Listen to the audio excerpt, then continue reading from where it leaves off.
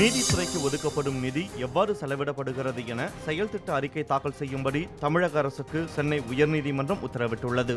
இது தொடர்பாக வசந்தகுமார் எனும் வழக்கறிஞர் தாக்கல் செய்த பொதுநல மனுவில் நீதித்துறைக்கு தற்போது ஒதுக்கப்படும் நிதி போதாததால் கூடுதல் நிதி ஒதுக்கி அடிப்படை கட்டமைப்பு வசதிகளை அமல்படுத்துவதை உறுதி செய்யவும் வலியுறுத்தியுள்ளார்.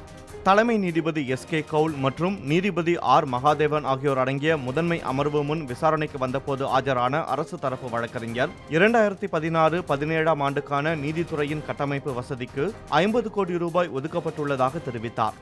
நடப்பு நிதியாண்டில் ஒதுக்கப்பட்ட தொகை எவ்வாறு செலவு செய்யப்பட்டுள்ளது, நீதித்துறையின் கட்டமைப்புக்கு என்ன செலவு செய்யப்படுகிறது என்பவை பற்றி செப்டம்பர் 14ஆம் தேதிக்குள் செயல் திட்ட அறிக்கை தாக்கல் செய்யும்படி தமிழக அரசுக்கு நீதிபதிகள் உத்தரவிட்டனர்.